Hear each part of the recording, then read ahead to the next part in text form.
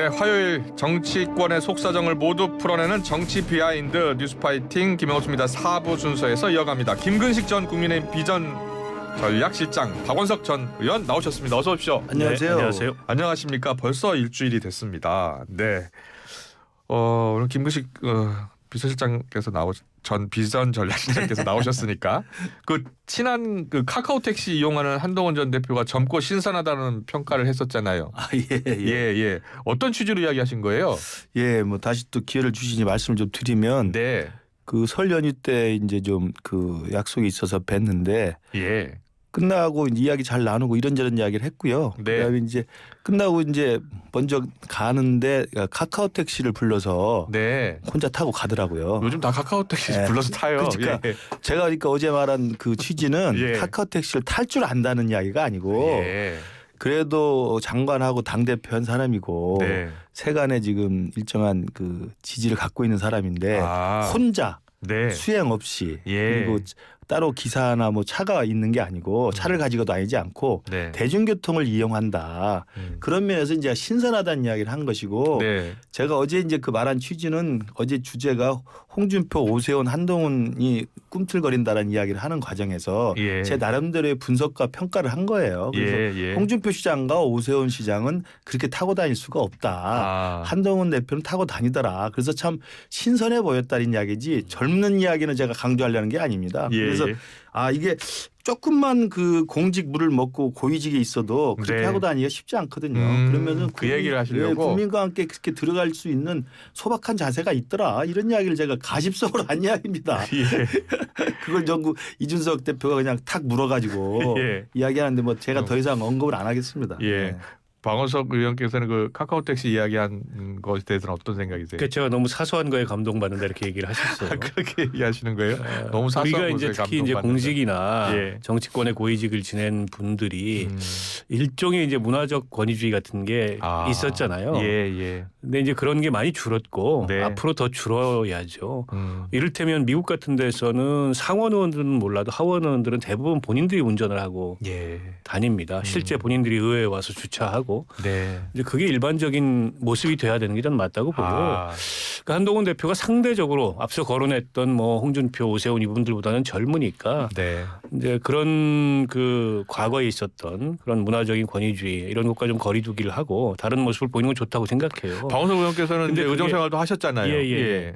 저는 번갈아 가면서 했습니다. 차도 타고 다니고 대중교통도 타고 그랬군요. 다니고 심지어 국회 통근버스도 한번 탔는데 그거는 조금 그래요? 많은 사람들이 불편해하더라고요. 예. 국회 통근버스를 그 탔더니 문화가 바뀔 수 있을까요? 저는 바뀐다고 봅니다. 그래요? 세대가 달라지고 네. 이 실용적인 걸 추구하기 때문에 달라진다고 보는데 네. 아니 카카오 택시 이용하는 게 근데 소박함의 징표는 아니에요. 아니 제가 말씀드린 게 그걸 무슨 그 감동받았다는 게 아니고요. 훨씬 더 많은 이유로 제가 홍준표, 오세훈 알겠습니다. 시장보다는 좀 경쟁력이 있다는 이야기를 하면서 제가 가십성으로 한 이야기지. 알겠습니다. 그걸 끄집어내서 약간 왜곡 틀어가지고 네. 마치 카카오를 탈 줄 아니까 젊다라는 식으로 알겠습니다. 이야기하는 이준석 여기까지 대표의 듣겠습니다. 트집 잡기가 전 참 문제라고 생각합니다. 네, 여기까지 듣고요. 자, 앞으로는 이준석 대표 이야기 안 하겠습니다. 알겠습니다. 불가촉입니다. 예. 국민의힘이 일부 언론의 탄핵 반대 집회 관련 보도가 공정하지 않다라고 비판했습니다. 집회 참가자들을 극우지자로 표현하는 것에도 문제를 제기했습니다. 이런 비판과 문제 제기는 어떻게 보세요?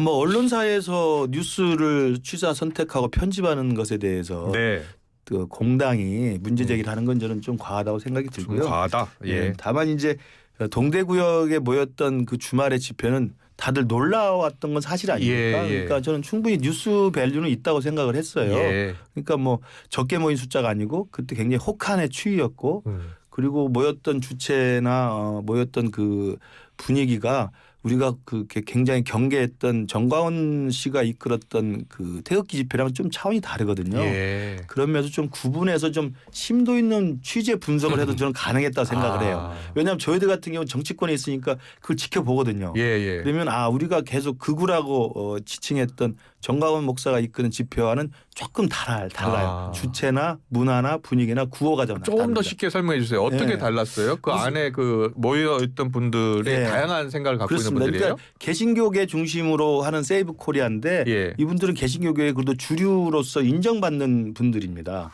정광훈 목사는 뭐 일단 이단이라고 부르는 예. 분도 많이 계시고요. 예. 목사라고 부르긴 사실은 좀 힘든 분이죠. 예. 그게 하나 있고 그다음에 지난해 10월 아마 기억하실 거예요. 전 개신교가 모여서 이른바 차별금지법 반대를 위한 기독교인 총걸기대회가 있었습니다. 네. 200만이 참여한 걸로 아는데 예. 예. 그 집회를 주최했던 동력이 거기서 나온 겁니다. 그래서 조금 다른 의미가 있고 또 하나는 제가 눈여겨본 게 이스라엘계는 잘 안 보이더라고. 그러니까 성조기하고 태극기는 예. 보이는데 예. 그 동대구 집회는 이스라엘계는 잘 안 보이는 것 그랬어요? 같아요. 그러니까 조금 예. 그게 오바잖아요. 예. 예. 그러니까 그런 면에서 보면 좀 과도한 극우적인 언동을 좀 삼가는 문화는 분명히 있다. 아, 그래요? 이런 예. 생각이 들어요. 박원석께서는 아니 근데 반대 그거는 집회를 이제 어떻게 우리 보셨어요? 김문식 교수님 시각에서의 구분인 거고 예. 이제 국민들이 보기에는 네.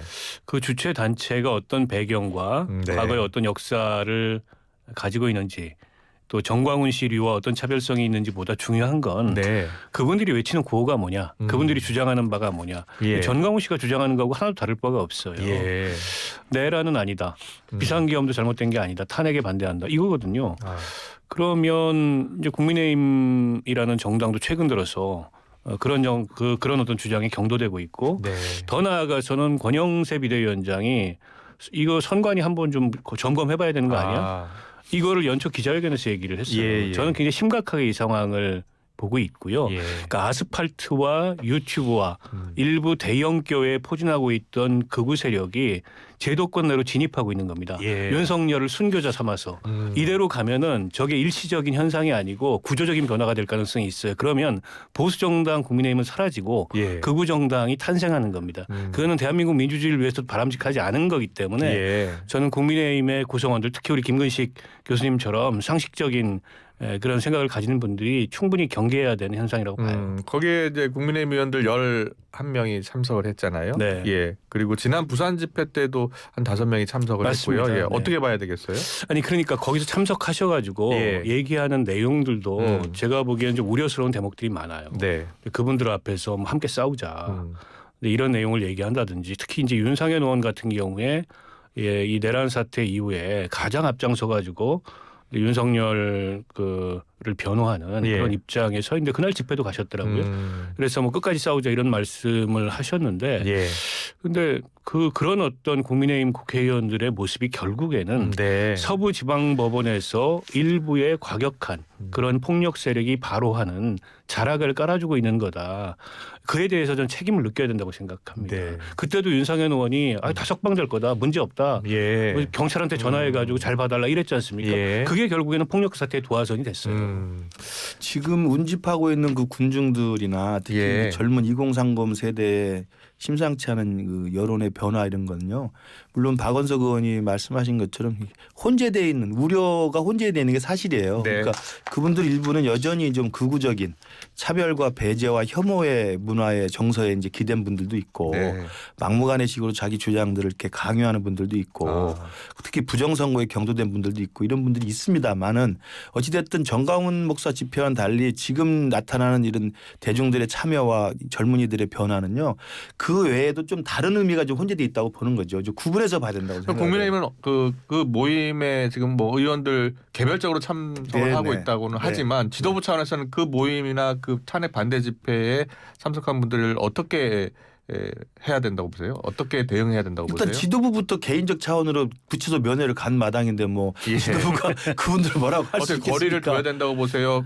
포용하고 안고 가야 된다고 저는 보세요? 어떤 생각이 거리두기가 저는 근본적으로는 미래를 봤을 때 맞다고 보는데요. 예. 지금 지도부 입장은 불가근 불가원인 것 같아요. 불가근 거리를 불가원이다. 두기에는 이미 민심의 압박을 너무 많이 받기 때문에 네. 지금 국회의원들도 사실은 민심을 먹고 사는 분들 아니겠어요. 예. 정치라는 게. 그렇기 때문에 거리두기가 원칙이고 탄핵 결론 나는 이후에 조기 대선을 상정한다면 거리두기를 해야 안전한 방향입니다만은 네. 지금의 민심의 좀 역동적인 변화를 보면서 상당한 부분 압박을 받는 게 있기 때문에 최근에 우리 당의 분위기는 불가근 불가원 이걸로 알겠습니다. 전개되는 것 같습니다. 예, 알겠습니다. 최근에 그런 탄핵 반대 집회에 젊은이들의 모습이 네. 많이 보인다라는 네. 얘기가 나왔는데 리얼미터 어제 여론조사 보니까 정권 연장 45점이 교체 49점인데 20대 정권 연장론이 정권 교체보다 더 높게 나타났잖아요. 네. 52.9 대 38.8로 나타난 네, 건데 이걸 어떻게 봐야 돼요? 글쎄요, 저는 두 가지 측면에서 해석하는데요. 네. 일단은 최근에 여론조사에 보수층이 적극적으로 답변하고 네. 반응하고 있는 측면이 있습니다. 그 측면에서 하나 이 여론조사 결과를 봐야 될 것 같고 예. 다른 한편으로는 그 20대의 특히 이제 남성들을 중심으로 네. 급격하게 이 탄핵 그 반대 집회에 참여하거나 혹은 그에 동조하는 여론이 늘어나고 있는 건 사실인데 여러 요인이 있습니다. 뭐 반중 정서도 있고 뭐 반페미 정서도 있고 예. 민주당과 이재명 대표에 대한 예. 혹은 민주당과 이재명 대표의 어떤 일종의 정치 행위에 대한 반감도 있고 이런 게 다 착종돼 있는데 저는 이제 젊은 층의 여론은 미래를 위해서 굉장히 중요한 요인이기 네. 때문에 저는 야당에서도 아. 그냥 극우가 예. 이 목소리를 높이고 있다 이렇게 치부할 게 아니고 깊이 들여다봐야 됩니다. 아. 특히 이 세대들이 갖는 반중 정서라는 게 간단한 문제가 아니에요. 예. 그게 아주 어릴 때부터 어떻게 보면 문화적으로 이렇게 형성되어 있는 거기 때문에 잘 바뀌지 않습니다. 왜 그런 것들이 형성됐으며 예. 어떻게 그런 것들이 이제 올바른 정보에 의해서 교정될 수 있을지에 대해서 조금 깊이 고민해야 될 것 같습니다. 아, 야당도 좀 생각을 해야 한다. 저도 그 20대 말씀 드리고 싶어요. 예. 이걸 그냥 마치 극우 그다음에 뭐 서부지법 난동 벌인 사람처럼 뭐 테러리스트 이렇게 폄훼해 버리면 예. 그분들이 사실 앞으로 투표를 제일 오래 할 분들입니다. 그렇지 않습니까? 예. 결국 그분들의 전반적인 그 문화, 여론 이런 걸 민주당이나 우리 당이나 속속들이 잘 지켜봐야 되고요. 저는 그 20대 30대가 약간 극우적인 측면에서 이제 일종의 안티페미니스트라든지 그 반중 정서라든지 이런 혐오의 정서에 기반한 측면도 있습니다만은 또 하나 이 부분에 대해서 여론이 좀 많이 모이는 이유는 이 젊은이들의 그 세대별 특성상 자유민주주의의 가치에 대해서 굉장히 민감한 분들이에요. 우리랑 다릅니다. 예. 우리 세대만 해도요. 우리 센터장님도 네. 계시지만 독재를 경험해왔기 때문에 네.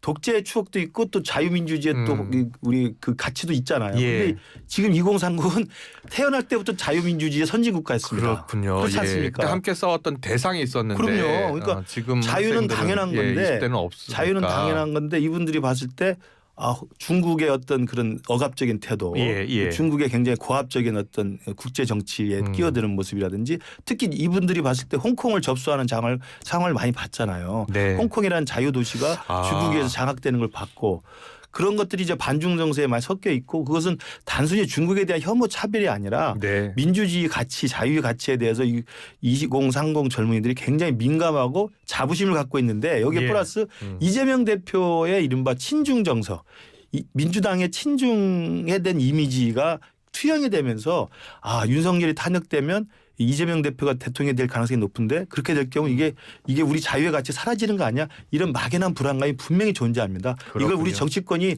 그냥 간과해서는 안 됩니다. 예. 최근에 윤 대통령이 이른바 이제 옥중 정치를 하면서 면회하는 국민의힘 의원들을 통해서 같은 메시지를 계속 반복하고 있는데 두 가지입니다. 하나는 어쨌든 비상계엄이 불가피했고 헌법과 법률의 범위 내에서 했다라는 걸 계속 강변하고 있고 다른 하나는 어쨌든 본인의 지지자들을 호명하는데 계속 20대 청년들 얘기하고 청년 있어요. 이야기를 많이 하더라고요. 이게 일종의 이제 전략적인 예. 그런 호명이라고 보고 거기에 일정하게 반응하는 건데 저는 한편으로는 그 적반하장이라는 생각이 듭니다만 예. 윤 대통령의 그런 예. 태도가 또 한편으로는 야당에서도 이걸 그냥 간단히 볼 문제는 아니다. 일시적으로 그렇죠. 이러다 예. 말겠지 할 문제는 아니다. 이렇게 생각합니다. 알겠습니다.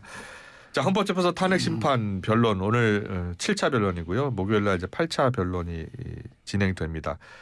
그런데 지금 윤 대통령도 그렇고 윤 대통령 변호인 측도 그렇고 너무 서두르는 것 아니냐.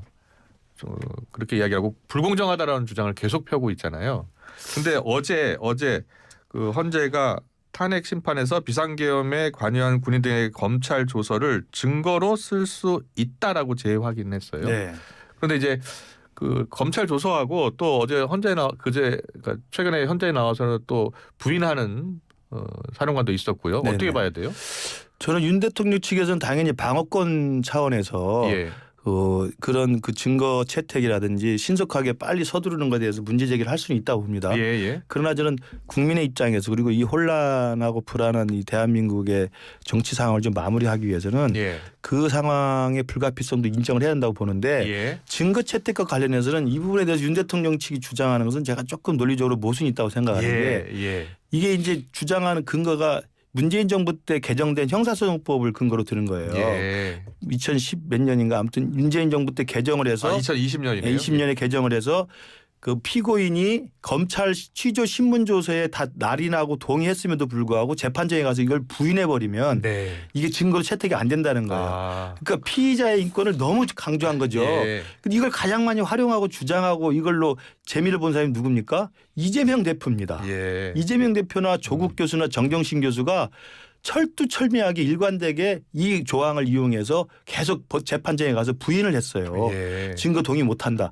그래서 조국 재판이나 이재명 재판에 대거 증인들이 신청되는 이유가 그겁니다. 아. 증인들 수십 명 수백 명이 신청이 되고 왜냐하면 검찰 조사받고 날인을 찍어도 부인해 버리니까. 재판 현장에서 부인하면은 부인하면 증거가 안 되기 돼요? 때문에 예. 재판장은 분명히 불러낼 수밖에 없어요. 예. 그럼 수십 명 수백 명이 증인이 되니까 재판이 3년 4년 걸리는 겁니다.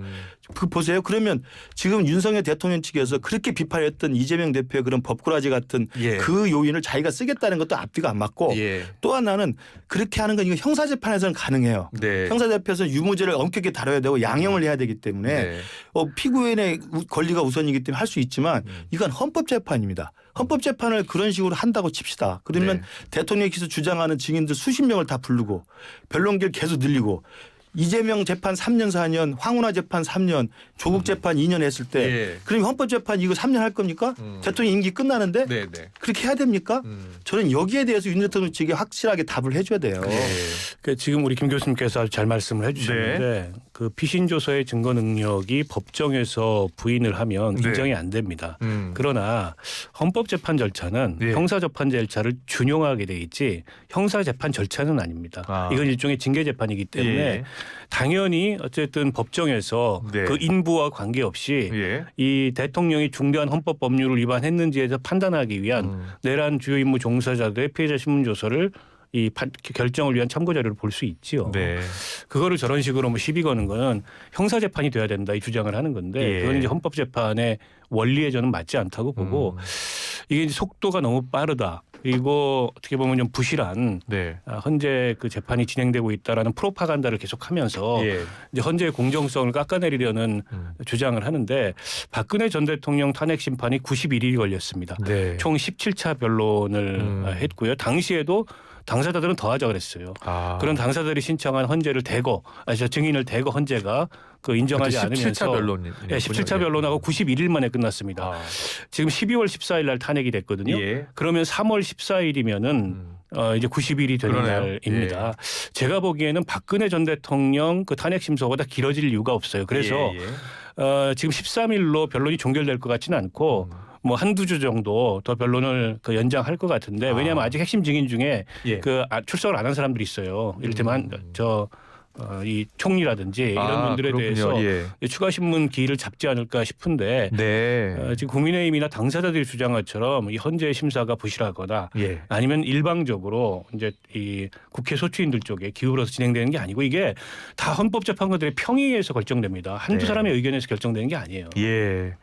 알겠습니다. 오늘은 이상민, 신원식 또 김용빈 총장, 백정욱 차장 뭐 이렇게 나오네요. 이상민 장관, 신원식 실장, 그리고 8차 때 조태영, 김봉식, 조지욱, 조성현 이렇게 나오니까 그런데 한두 차례 더 할 수 있다. 왜냐하면 이제 예. 그 헌법 위반인가 아닌가를 그 가름하는 게 제일 중요한 쟁점 중에 하나가 국무회의가 실제로 열렸느냐잖아요. 예. 그러면 사실 국무회에 참석했던 국무위원들을 증인으로 채택하는 게 당연하게 좀 남아 있다고 비상계엄 생각해요. 적절한 절차를 예, 밟았냐. 요건을 밟았느냐를 예. 따져볼 때 요건과 그렇기 절차. 때문에 지금 뭐 한덕수 총리라든지 국무위원 당시 참여했던 사람들을 증인으로 분명히 채택할 필요는 있죠. 저는 그래서 알겠습니다. 변론기일이 이후에도 몇 차례는 더 있어서 예. 윤 대통령 측의 그 요구를 헌법재판소가 일정하게 수용하는 자세도 보일 필요가 있습니다. 알겠습니다. 그리고요 헌법재판소가 마은혁 후보자 임명 보류 관련한 권한쟁의 심판 변론을 어제 이제 종결한 거잖아요. 그렇다면 헌재가 어떤 결정을 내릴 것으로 보이고 최대행은 어떻게 할 것 같습니까? 헌재 결정은 제가 볼 때 당연히 그 우원식 의장의 그 권한쟁의 심판을 받아들여서 예. 아마 마은혁을 임명하라고 결론이 날 것 임명해야 같아요. 한다. 예, 예. 결론이 날 것 하고 같은데 최대행은요? 문제는 그 결론이 났을 때 후폭풍입니다. 아. 물론 이제 국회의장으로서 예, 예. 국회 입법부에서 의결하고 표결한 내용을 대통령 권한대행에 이거 묵살하는 건 이거 권한쟁의에 뭐 위반된다. 예, 예. 권한에 국회 위반된다. 권한이다, 예, 그거는. 그걸 예. 말할 수 있는데 그렇게 설령 헌법재판소가 결론을 내린다 하더라도 예. 저는 지금의 시국에 지금의 타이밍에 마은혁 재판관을 추가로 임명하는 것은 굉장히 저는 그 득보다 실이 훨씬 많다고 생각을 해요. 득보다 실이요. 왜냐하면 예. 민주당 측에서나 이재명 측에서는 지금 8명도 불안하니 지금 5대3 기각설이 슬슬 조금씩 나오잖아요. 아. 그러면 안전하게 가려면 9명으로 만들어서 3명의 보수 정당이 기각을 한다 하더라도 6대3으로 가겠다라는 저는 안전장치를 만들려고 하는 것밖에 되지 않거든요. 예, 그래서 예. 헌재의 결정을 우리가 존중할 수밖에 없긴 하지만 네.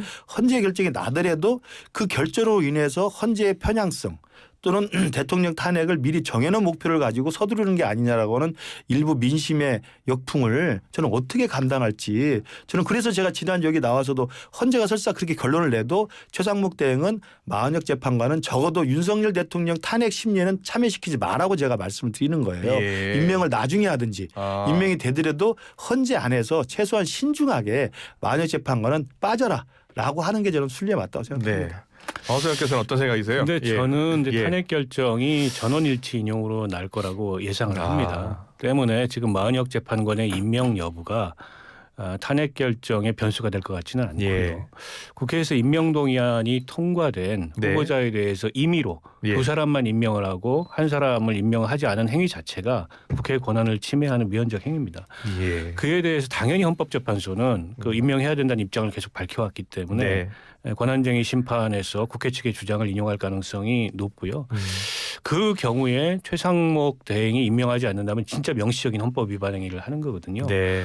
근데 이제 평생 공무원으로 사신 분이 저는 본인의 그 이력에 그런 기록을 남기지 않을 거다. 이게 국회에서 임명동의안 통과 이후에 이제 고심하다가 일부를 임명했던 거하고는 차원이 다르다. 그게 위헌이라고. 오늘 일부 기사에서 네. 고위 관계자 발로 임명할 거라고. 임명할 것이다라는 아니 그 기사가 나왔어요. 가능성이 높아요. 왜냐하면 예, 그게 예. 이를테면 최상목 그 대행이 어떤 당파성이 강한 정치인 출신이라면 뭐 버틸 수도 있는데 네. 이제 공직자 출신이기 때문에 법을 위반하고 더군다나 헌법을 위반한다는 거는 그 엄두가 안 나는 일이거든요. 그렇군요. 그래서 저도 임명하는 게 맞다고 보고 임명할 거라고 예상합니다. 알겠습니다. 임명이 돼도 헌재가 더 이상의 공정성 시비를 좀 피하기 위해서는 마은혁 재판관은 적어도 윤 대통령 탄핵 심리는 참여를 안 시키는 게 헌재의 좀 신중한 현명한 결정이라고 임명됐는데 참여를 안 시킬 수 그럴 있나요? 수 있습니다. 아 그래요? 네, 그러니까 본인이 그럴 수도 회피할 있군요. 수 있는데요. 왜냐하면 이미 진행 중인 아. 사안이기 때문에 저는 뭐 그러면 갱신 절차라는 걸 밟아서 알겠습니다. 추가적으로 들어와야 되는데 그걸 예. 안 하면 되거든요. 아니 그렇게 지금 헌재 공정성을 계속 흠집내시지 아니 말라니까요. 흠집이 다 다 하고 있으니까 헌법과 더 양심에 이상 따라서 빌미를 주지 결정을 말라는 하는 겁니다. 거예요. 알겠습니다. 어떤 결론이 나도 국민들이 분열돼서는 안 되기 때문에. 알겠습니다. 민주당 이야기 좀 해볼게요. 네. 이낙연 전 총리가 어제 기자들 만나가지고 이재명 대표를 직격했어요. 민주당에서 딴 사람 내놓으면 훨씬 쉽다는 여론이 많다 이렇게 얘기하면서 사법 리스크 해소하지 않고 대선에 이 대표가 나서면 굉장한 혼란이 있을 것이다라고 주장했습니다. 어떤 생각이세요? 저희 당 생각하고 똑같은 생각이고요. 아 그래요? 그렇죠. 그리고 이제 그 지금 이른바 비명계를 중심으로 조금씩 이제 그 발언들이 강화되고 있는데 예. 그것과는 또 결이 다른 겁니다. 왜냐하면 이제 이낙연 전 정치는 당을 나오신 분이잖아요. 그렇네요. 그러니까 지금 예. 뭐 김경수, 김동연, 김부겸 이 삼김이 하는 건 당 내의 이야기입니다. 아. 그래도 당내 인사들이잖아요. 그렇네요. 근데 지금 이낙연 전 정치는 이미 당을 나왔던 분입니다. 네. 그래서 당을 나온 민주당 외의 인사가 저렇게 이야기를 하는 것은 우리 당으로서는 상당히 흡족하다는 말씀을 그래요? 드리고요. 그리고 근데 민심을 이게 대변하는 거라고 국민의힘의 생각이에요? 아니 그렇지는 않습니다만은 그러니까 민주당의 이재명 대표가 우리 당으로서는 가장 상대하기 쉬운 상대라는 것이고요. 그렇기 때문에 제가 누차 말씀드립니다만 윤석열 대통령에 대한 탄핵 결론이 나면 우리 당이 빨리 대통령과 손절할 준비를 미리부터 해야 되는 것이지 네. 대통령과 분리한 다음에라면 민주당의 이재명 대표로 가는 이 일극 체제와 우리가 충분히 싸울 수 있는 승산이 있기 때문에 네. 저는 이낙연 전 정치의 저런 말씀이 저는 합리적인 말씀을 들리고 정말 특히 민주당 외에 바깥에 있는 정당에 저런 이야기 나온다는 것은 저는 민주당의 이재명 대표에 대한 전 국민적인 반감이 간단치 않다는 걸 저는 반증하는 거라고 생각합니다. 박원석 의원께서는 어떻게 뭐 보세요? 총리를 지낸 국가 원로로서 일반적 우려를 전달했다라는 차원이라면 그런 말씀을 하실 수도 있겠다 싶은데 네. 이제 앞서 김문식 교수 얘기하셨듯이 이재명 대표가 갈등을 겪다가 당을 나왔고 그리고 여전히 이제 대선 출마 의사를 한편으로는 갖고 있다 이렇게 알려져 있잖아요. 네. 근데 그런 상황에서 저런 말씀을 하시는 게 민주당 내에 뭔가 이게 좀 뭐 긍정적인 영향이나 네. 이런 걸 줄 가능성은 제가 보기에 전혀 없다고 보고 때문에 이제 민주당 내부에서 뭐 김부겸 총리, 김경수 지사, 임종석 실장 등등이 문제 제기하는 네. 것과는 좀 다르게 예. 오히려 이제 한편의 반감을 굉장히 불러일으킬 가능성이 높고 저 말씀을 광주인가 어디 가서 무슨 예, 맞습니다. 행사에서- 광주에서 기자들과 만나서 한 이야기예요. 행사에서 하셨더라고요. 예. 그러니까 이제 호남 민심이 굉장히 미묘하고 복잡한데 민주당에 네. 대해서도 이재명 대표에 대해서도 지난 총선에서도 호남 민심이 어떻게 보면 압도적으로 조국혁신당에 몰렸던 그런 모습이 있잖아요. 예. 근데 적어도 제가 지난 총선에서 목격한 그리고 총선 이후에 그 호남 민심의 추이는 이낙연 대표는 아니에요. 예. 그러니까 본인 스스로가 그걸 좀 이제는 아셔야 된다고 봅니다. 알겠습니다. 그런데 좀 박원석에게 물어보고 싶은 게 국민의힘 의원들은 국민의힘 의원들이나 국민의힘에서는 이재명 대표가 나오면 땡큐다라고 이야기하는데 진짜 그렇게 보세요? 민주당에서는 김문수 장관이 나오면 땡큐다 또 이렇게 얘기를 하고 있죠. 그러니까 그게 근데 진짜 우리는 김문수 장관이 될 가능성이 높지 아니, 않다고 저는 보지만 국민의힘의 그 예. 주장이 이재명 대표는 약간은 상수하네요. 국민의힘 주장 어떤 아니 생각이세요? 국민의힘 주장이 약간은 모순돼 있다고 생각합니다. 모순이 돼 있다. 그러면은 이재명 대표한테 계속 뭐 예. 비판하고 문제 제기하고 하지 말고 예. 나오도록 냅둬야지 흔들지 말고 아, 땡큐라면 왜 흔드느냐? 본인들에게 예. 유리할 텐데 예. 또 그러면서 한편으로는 그 이재명에 대한 혐오, 뭐 적개심 이런 걸 쏟아내고 그거를 이제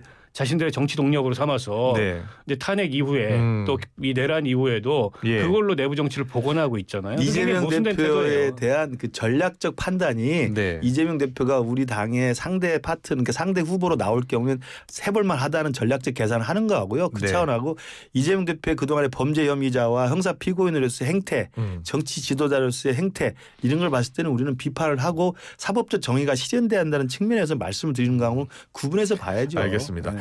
그런데 이제 당내 이야기 해보면 예. 앞서 이제 김경수, 임종석 이야기 해주셨고 고민정 의원이 민주당 내 비판 허용하지 않는 입틀막 현상이 민주당을 망하게 하고 있다라고 지적했어요. 오늘 최재성 수석도 입틀막은 안 된다, 적신호다라고 예. 이야기했는데 어떤 생각이세요? 아니 당연히 당내에서 그런 문제 제기할 수 있죠. 예. 그러니까 이게 이재명의 민주당 또 민주당 그 이재명 대표의 일극화 이게 네. 너무 과하다 이런 지적이 있었잖아요. 예.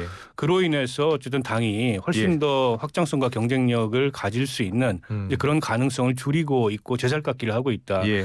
저는 유념해서 들어야 된다고 생각하고 특히 이재명 대표가 유념해서 들어야 됩니다. 예. 이재명 대표 주변에서는 그럴 수도 있는데 네. 이재명 대표는 당장 한 표가 아쉬운 사람이에요.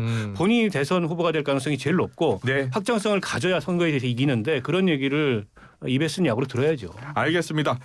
여기까지 들어야 될 것 같습니다. 지금까지 박원석 전 의원, 김근식 전 실장과 함께했습니다. 고맙습니다. 감사합니다. 감사합니다.